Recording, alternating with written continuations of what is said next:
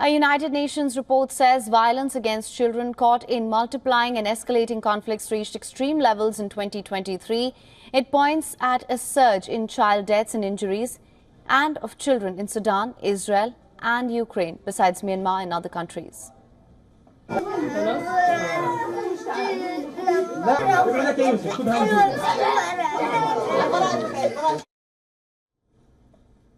The United Nations Annual Children in Armed Conflict report accounts for just part of the total number of deaths and injuries of children in the last year. On the Israel-Hamas conflict, the UN verified 8,009 grave violations against children in Israel, Gaza and the West Bank. Over 4,200 were Palestinian children, 113 were Israeli. 47 Israeli children have been abducted by Hamas and other Palestinian groups. The United Nations says 43 Israeli children were killed in Israel and the West Bank during the October 7th attack. Israeli armed and security forces have been blamed for 5,698 violations. Hamas's armed wing, the Al-Qassam brigades, are named for 116 cases.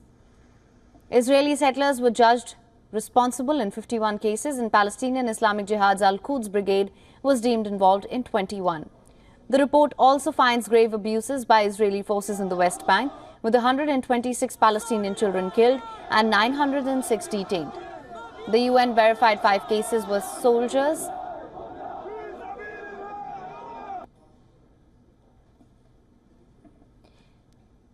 Between the 7th of October and the end of December last year, the UN verified the killing of 2,051 Palestinian children. The report noted that the most incidents were caused by the use of explosive weapons in populated areas by Israeli armed and security forces.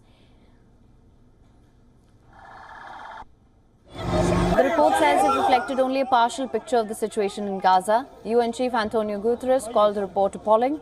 On a positive note, the Secretary General reported progress in engaging with blacklisted governments and armed groups to protect children.